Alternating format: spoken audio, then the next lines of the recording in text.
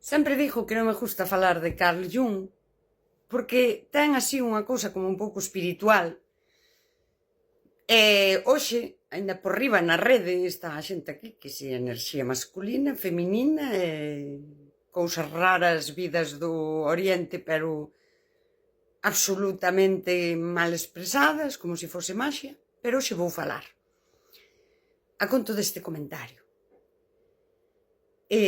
Cando eu digo ti podes evadirte hoxe dunha cousa e mañá é pasado, pero sabes, nalgún momento no festival atopas a persoa e levas nas ventas, é así.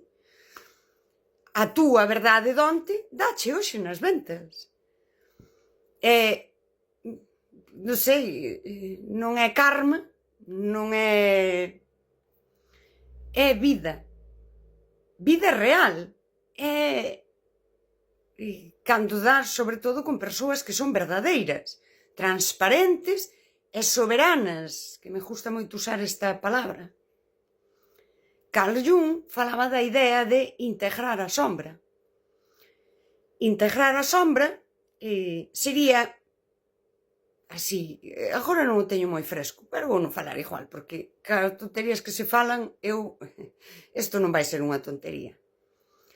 Ti, arquetípicamente, tirías a persoa que é iso que amosas, e hai cousas de ti que non amosas porque crees que non son as correctas. Mas isto é aprendido. Nós non nacemos avergonzándonos de nós. É a crianza, é a educación, é os mandados o que nos din que está ben e que non está ben en nós. Carl Jung diría que hai un momento da túa vida, el non o dixo así, pero vou non dicir eu, vale? Eu creo que aprendemos todo iso e hai un momento que o desaprendes. O que di o comentario, cando iso se acumula, hai un momento de colapso. Hai partes, todo isto non o dixo el, é unha interpretación miña para podelo explicar así. Digamos que hai partes de nós que temos agochadas, porque nos parecen vergonzosas ou xa se nos dixo que iso non está ben. E aí, nesas partes, eu diría que separamos mente de corpo.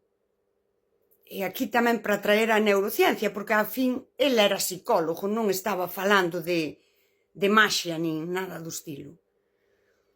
E o corpo ten esa función de responder aquilo que nos magoa. E aí non hai mandado social. O teu corpo emocional, desde ese cerebro reptiliano, isto é neurociencia, que eu lín moito e vin documentais desde sempre, desde a adolescencia, encántame. El funciona automáticamente. Unha emoción é automática, é algo que chega, por iso te leva a ser reactiva. Por iso a crianza é superreactiva, pilla unha perrencha, mima, sabes? E despois imos controlando coa razón, e hai cousas de nós que se nos di que están mal, e quizáis non o están, que tamén as controlamos coa razón. Pero aí irían como esas emocións que necesitaban xestión. Bueno, eu creo que se entende. Mais ou menos, é unha cousa moi complexa.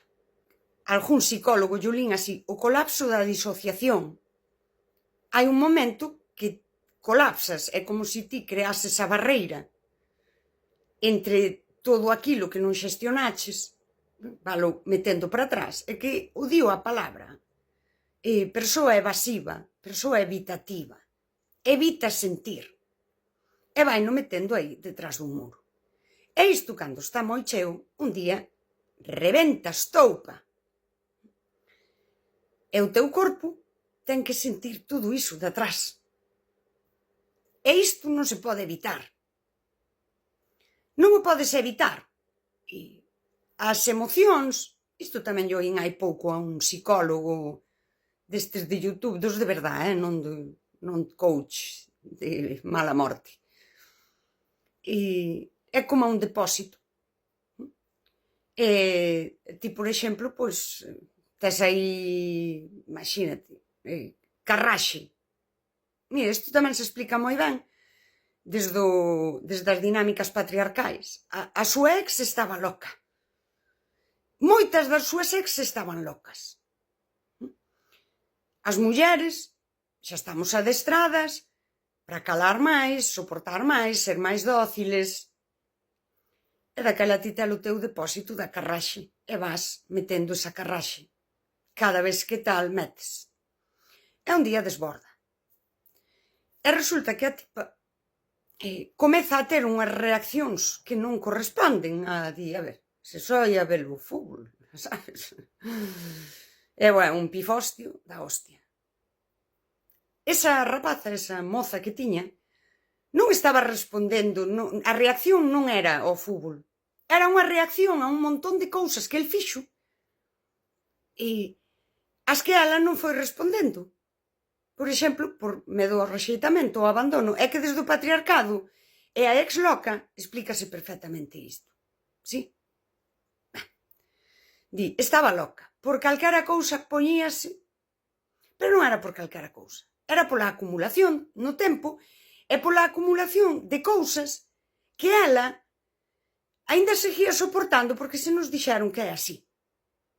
Carl Jung, ti, na túa vida, e esa sombra sería un sitio onde ti jardaches partes de ti que se amosabas, crías que tían rexeitar, que tían abandonar, que isto era incorrecto, avergonzábaste desas maneiras túas de ser. Mais ou menos na mediana idade, diría Carl Jung, é normalmente froito a veces dun rexeitamento ou dun acontecemento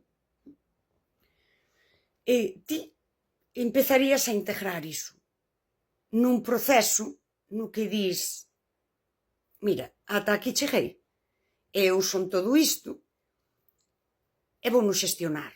Vou xestionar a vergonza que sinto por ser así, vou xestionar a carraxe que sinto a veces cara a min mesma por todas as veces que me comportei dunha forma ou soportei cousas porque se me dixo que tiña que ser así.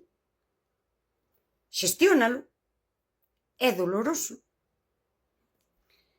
E integras a sombra e daquela serías como unha persoa un pouco máis enteira, máis completa. E xa o digo que non me gusta moito falar porque parece que é como, non sei, vas un día aí e ves a sombra e digo, agora xa estou ben. Pero é algo que ten que ver ca neurociencia, que ten que ver coa xestión, integrar mente e corpo, ten que ver coa xestión de emocións que, de feito, manifestas moito no corpo. Eu, por exemplo, vivín moitos anos con ansiedade. E durante moito tempo eu non era consciente que tiña ansiedade. Tal é a cousa, non? Esa idea de, é que a vida adulta é... Bueno, pois eu co tempo conseguín na vida adulta, non todo o tempo, porque, joder, é que o meme está ben, cando non é unha cosa é outra. Pero vivir con esa sensación de paz, de agora, estou ben, sí, disfruto este momento, non como un momento intenso, senón como un momento de paz. Mais similar a como pode disfrutar unha crianza.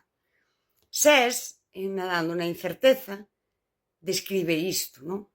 A crianza pode proxectarse ao futuro sen deixar de vivir o presente. Vale, pois eu conseguín vivir así. Cando outro día no festival, que era por onde viña o comentario, eu amoso un rexeitamento que me nace primeiro co corpo, que me tocan e me aparto, porque o meu sistema nervioso di, esta persoa xa te majou. E o meu sistema nervioso de entrada fai un xesto de... E a parte racional está integrada con ese sistema nervioso e di, eu contigo non quero nada. Non magoas á persoa, non montas aí unha escena, pero sobre todo, non finxes. Ai, hola, que tal, canto tempo. Persoa inteira, ca súa sombra integrada. Eu son todo isto, e ademais non me avergonzo. E a persoa séntase xusto detrás de min, onde, por exemplo, podería escoitar as cousas que eu falaba ca miña filla. E ademais sinto que para a miña filla, isto é un exemplo fabuloso, dixenlle, hostia, sentouse a tipa xusto detrás. Vamos mover a manta un pouco máis para diante. Iso non é unha fuxida, é tamén un xesto de soberanía que busca esa paz. Quero estar aquí cómoda. O meu, non escapo de nada. Busco estar ben aquí. Estou ca miña filla e quero, ademais, pois, por exemplo, ter a intimidade de falar con ela. Pero isto eu nin o pensei. No momento non pensei, vai escoitar o que eu falo ca miña filla. Nin o pensei. É algo moito máis soberano e de persoa inteira que di, retiro o meu corpo dali onde eu sinto que non podo estar aí en paz e móvome. É un acto soberano. Ou a persoa que fan estas cousas, non é natural que a ti te rexeiten así e o teu corpo che pida quedar aí. Ese sería ese corpo producto escravo do neoliberalismo. O seu corpo é inmune ao rexeitamento. Isto vai directamente aí, á sombra, e queda aí. Case como un animal básico territorial. Case como o can do veciño que ven mexar ao teu portal para que o teu can, que non lle deixas sair, teña que cheirarlle o mexo. Sí, en serio. Non é... A soberanía non é... Ves? Non me importa que me rexeites. A soberanía é máis ben rexeitáchesme e eu protéxome. Non me enfronto a ti. Protéxome, porque eu non son un animal básico loitando polo territorio, loitando por un macho. Sabes? A galiña que dicía por aí abracadabra, as galiñas no galiñeiro cando só hai un galo. Eu son un ser humano.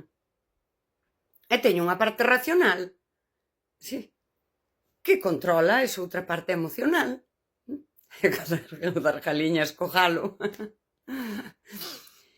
E nada máis. O sistema neoliberal que nos precisa deshumanizadas non lle interesa que sexamos así. Porque aí o consumo en masa e outras cousas precisan de que nós esteamos sempre performando e agochando o noso máis humano que ten que ver ca vulnerabilidade, que ten que ver con a min isto faime mal.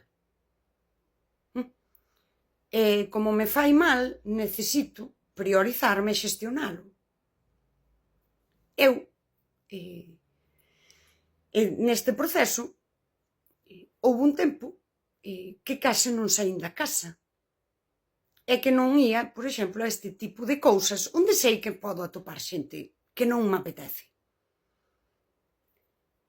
Porque necesito xestionar. Ao sistema non lle interesa que eu diga, mira, vou botar un tempo ao meu na miña casa, sabes, facendo cousas moi random de pacotilla que a min me coidan. E isto son autocoidados. E iso é priorizarte.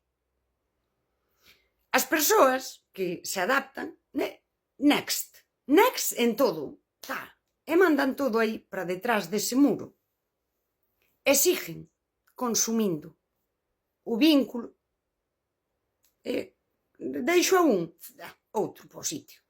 O grupo de socialización tamén siguen consumindo. Sí, vou ali, estou como a merda, pero espera, que fago así, poño a cara de sei. A idea de integrar a sombra, eu creo que se recolle ben niso. Mover que mente e corpo vayan ao unísono, independentemente do que diga a sociedade. É que temos que estar ali, no aquelo, no grande festival, na festa de non sei que, no outro, que non é tan así, porque ti sí que podes soster vínculos nese tempo, pero efectivamente aí sí que se ve a xente. Nalgún sitio lín que a persoa vese moi ben quen é, en como trata a quen xa non pode ofrecerlle, non? É dicir, unha persoa que neste momento non está ben. É bastante acertado. E hai ese punto que digo eu, nese tempo, por exemplo, eu nunca estiven soa. E aí víronse as persoas que me querían, que están humanizadas, que coidan, que entenden a complexidade da vida e dunha persoa. E de feito eu que sempre fui así unha tipa moi activa e moi así, e creo que por primeira vez non tiña nada que dar realmente, no sentido este que estamos afeitas. E daquela quedaron persoas que coidan das outras persoas mesmo cando non teñen que dar. Ou, se ademais te coñecen e saben que ti és de estar e así, pois coidan máis. E persoas que comprenden que todo iso que ti das, todo iso que ofreces, non é porque ti és un ser superior, senón que ten que ver coa túa potencia vital e ca túa humanidade. E cando ven que iso falla, aínda están máis. E logo están as que din, eu non podo estar aquí cos teus problemas, que teño que mirar por mí. Por vai. Quedan aí e expóñense, porque é así tamén un pouco mandado. Quen máis merda aguanta é a persoa máis forte. Rexeitante e ti quedas aí. Evítante, esta, por exemplo, sería o exemplo, evítante porque saben que fixeron algo que acabou perxudicándote.